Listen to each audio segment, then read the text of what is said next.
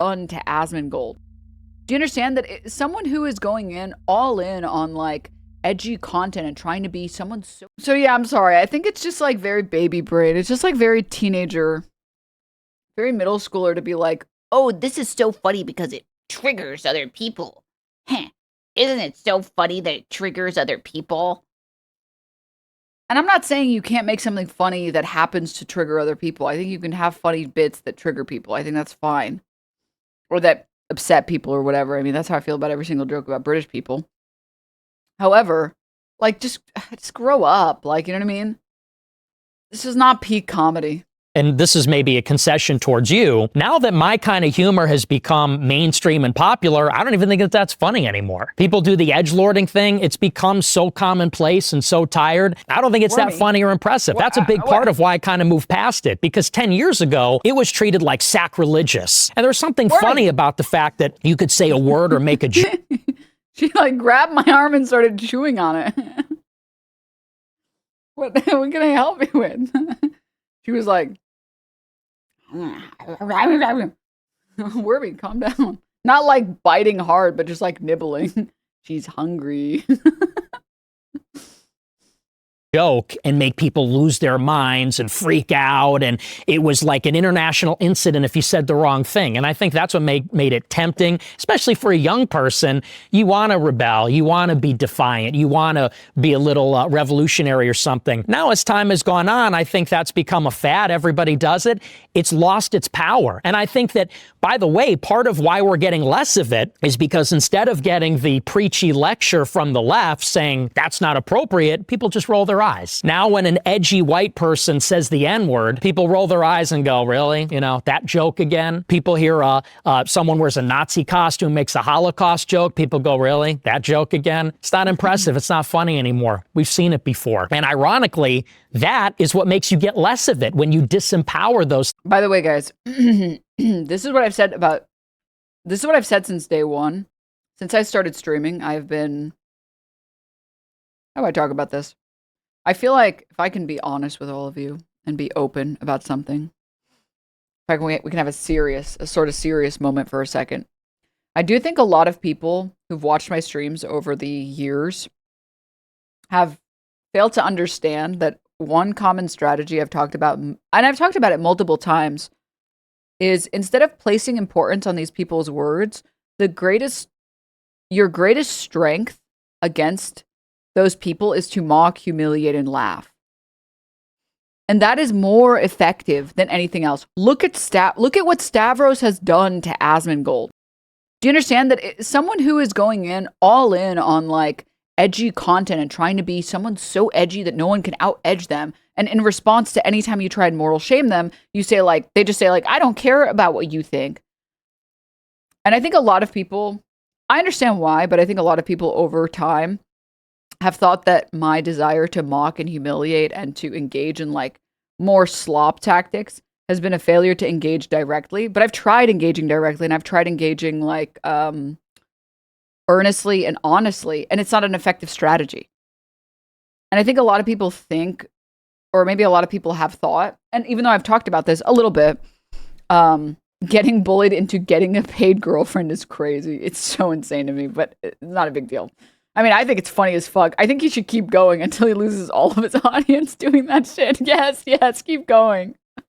But yeah, I do think a lot of people have thought, or how do I phrase what I want to say? I think a lot of people have misunderstood my strategy as a lack of a desire to want to engage in like serious political discussion. But the reality is, for some people, it's not as effective.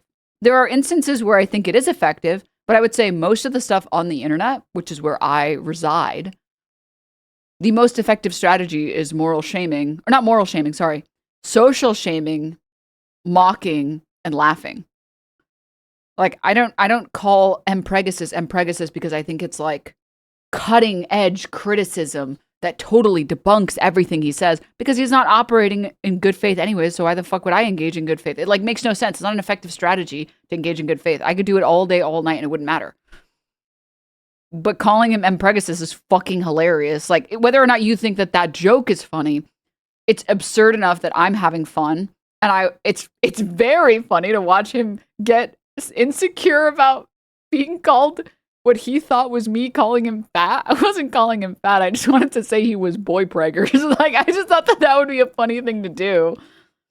And instead he got like really insecure and he's like, I've actually been working out. You know, I actually like look pretty good right now. Like, I don't know if you know this, like, but I'm actually like bulking right now. So if I look a little bit fat, it's not actually fat. It's like, what the fuck are you doing? Why the fuck are you defending yourself on screen? And keep going. Tell everyone how not owned you are and how not mad you are. So triplets, huh? Oh. You have names for them yet? So yeah, I think it's like the same thing. Like, and look, here's the most right-winger on the internet that has existed. And here he is literally saying exactly that, which is like the serious political engagement is not an effective strategy for taking down people on the internet. I think it's a pretty effective, I think it's a reasonably effective strategy in mainstream politics sometimes. But I think on the internet, it's a much more effective strategy to make fun of someone and to like mock them. Like, I think it's funny to say that Asmongold gave up and he realized finally that Emiru is never going to fuck him because he's disgusting. And instead he needs to go and find someone he can have a transactional relationship with where he can cross-promote their OnlyFans and she can try and make him look and pretend like he's being normal. Like, I think that that is an effective strategy. I think mocking him for that, which is it's very obvious what he's doing. Like, come on. I don't know what else there is to say. Also, man, it must have hurt to, he's like sending Emmy a bunch of messages and being like, please, my queen, please. And then what he perceived as flirting, and then for her to go on stream and be like, by the way, we're not flirting in these. It's like, show me where it hurts. And it's the whole body's in red. Oh. But yeah, I mean, and again, it's like, even think about like Snark or whatever. What does Snark do? It makes fun of people. Like, pick a creator that has a Snark community. They're making fun of you. That's it. And as long as you let it get to you, great. You've shown that their strategy is like effective. It's so, like, I just don't understand what the point is. Like, it's so bizarre. But yeah, all of that was just to say, I do think that if you're interacting with someone who is good faith, you should be good faith back. But when you're engaging with people who are not good faith, who have no desire to be good faith, who have no financial incentive to be good faith, and they've shown already that they have no desire. Like, I'm sorry, the conversation that Hasan and Asmongold had, which I thought was a conversation where there was a genuine attempt at like improving rhetoric and getting less right wing, it turned out to be, it's like a total waste of time and it turned out to be worthless because he has no interest in actually being good faith because it doesn't get him money to be good faith. He is more, and not money, sorry, fame is the more accurate term because he doesn't need more money. He doesn't spend any of it. But he just, I guess, like wants like the fame or like the clout or like the adoring fans or whatever, that it makes him feel good and it makes him feel like he's actually saying stuff that's worthwhile and that he hasn't like fallen off or whatever. But if you're going to talk to someone who has a clear incentive to continue engaging in the rhetoric they're engaging in, and they haven't shown any desire to change or improve or whatever, why continue to engage that way? It's just not, again, it's just not effective. Like, it's not. And I think you can go and look at some of the best takedowns of people over the years, and some of the best ones have been mocking and attacking the character and the persona behind like a creator or like a political commentator or whatever. Like, I think it's funny as fuck to mock Steven Crowder, that he's like this big burly bro and he pretends to be big and strong and he wears like these holsters and he walks up and he's like, change my mind, and the never back down mugs. And then he can't debate Sam Cedar. Now, to be clear, I'm not saying Sam Cedar isn't good at debating. That's not what I'm saying. I mean, go watch his Jubilee if you think I'm saying that. I'm saying Sam Cedar is a very generous debater. Like, he doesn't engage in bad faith. And he tries to, like, hold your hand through things. It's more like disappointed professor. Like, I would understand running away from a debate with, like, Mehdi Hasan, because I would run away from that. I'd be like, ugh. I don't even know what we're debating. I'm scared. But like Sam Cedar is generally a pretty nice person, I would say. And he just gives, again, like disappointed professor. Like, you should know better. What, like, I just don't. And I think if you engage in good faith or you try to be or pretend to be good faith, you know, Uncle Sam is there to be generous and to give you outs. So like him running away from that, wearing a never back down shirt and then putting his little fucking like homunculus on the screen instead of him. And it's just this dude in a chair being like, hey guys. Hey. Yeah, Steven Crowder, he's just in the other section.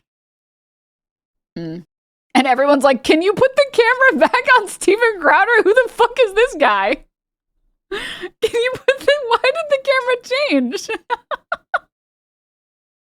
What the fuck are we doing here? Like that, I think, between that and then obviously abusing his wife, between those two things, I think like he lost literally all of his credibility. And it wasn't like a takedown of his ideas that did that. It was a takedown of him as a person. It just made him look kind of like an empty husk of a person. It was kind of gross and kind of depressing. It made him look like a loser. It did. I mean, I thought so. I saw that and I was like, damn, like, that's kind of cringy. You're supposed to be this big, burly man, and you're supposed to be, you know, like, you always talk about, like, we need to be protectors, and women always be settling down with the wrong men, and they should pick good men like us. And then you're, like, the worst person alive. And then there's a video of you saying, That doesn't work for me either. That doesn't work for me either. Like, oh my God. That's so cringe. That is really cringy. And I think a lot of the people that stopped watching were like, ooh, I can't watch this guy. That's cringy. What the hell? I think on the same sort of like front, maybe in like a similar vein, I think that's also why like a lot of people felt a strong distaste about Ethan Klein over the years. That like, it's not that he has to say anything that's objectively wrong for those people to stop watching or to stop listening. Because they don't expect him to be correct about everything. He's supposed to be like the goofy internet guy or whatever. I think it's that like, he just like let his ego get out of fucking control. And then he decided he has to be like, he's never allowed to be wrong about anything. And instead of just saying like, because again, I think like an answer, I think if they had taken, if Ethan and Hasan had taken like a hiatus from leftovers and said, yeah, I'm sorry, like this issue, if Ethan Klein had said, I'm sorry, this issue is just too close to home. I have family members that are Israeli, and I'm not saying that my opinions are correct, but I know that it's too close to home for me to talk about. And I just can't do it. Like, I just can't. Like, I don't have the mental fortitude and the emotional energy. And I just want all of us to understand that human life is valuable.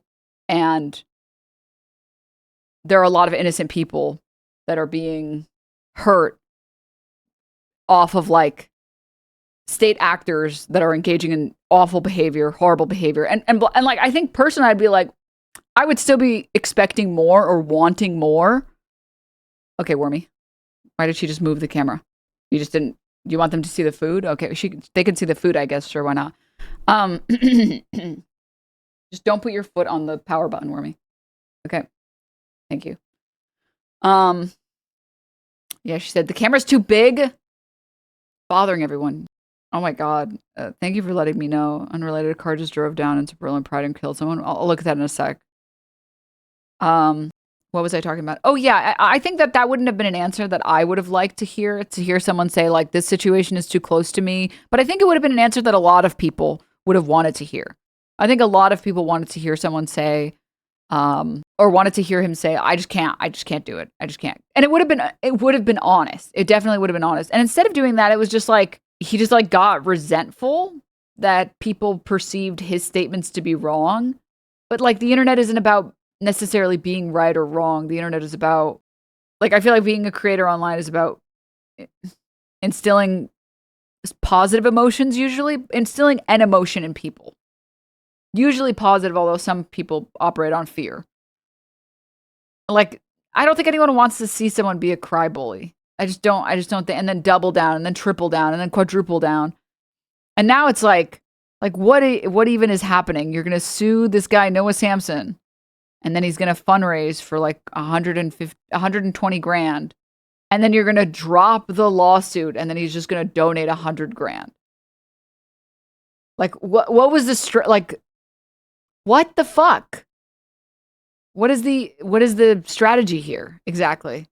Hey, Denims, are you winning? Oh, I'm winning all right. His pity and emotion, I maybe. Wormy, oh my god, she just ran around in a circle behind her tail. It's about him feeling attacked when people who associate with the Israeli identity have extra victimhood expectation. Yeah, but like, I have a lot of opinions about things on the internet that are sexist, and I don't talk about them because I don't think that, I think there's like a net negative to trying to talk about those things. Right? Like, you guys are sane, so I think you guys understand. If you think all of the people on the internet saying that me and the other people who got sued initially were going to lose, if you think none of that, sorry, all the people who said that we were going to lose, if you think none of that was at all pushed or moved by misogyny, you're definitely mistaken. It's definitely a lot easier, especially on the internet, to be like, look at this stupid woman. She doesn't even know. She's not allowed to talk about a lawsuit ever on the internet. It's like, what? Yeah, you are. Lawyers will only suggest to not talk about it when they feel like their clients can't have any restraint about what they're talking about, which is why Tectone literally had to stop streaming. And if you don't know if your client has any restraint, probably the correct thing to do is to say, hey, just like don't talk about it at all. If you think that there would be restraint, or you think that there's like a net positive there to talk about it, and I wanted to keep you guys informed, then it was worthwhile. Because I'm not talking about anything that's wrong to talk about. I'm just talking about what's in our, like what was literally in my filings, what was literally in the case. That's obvious, right?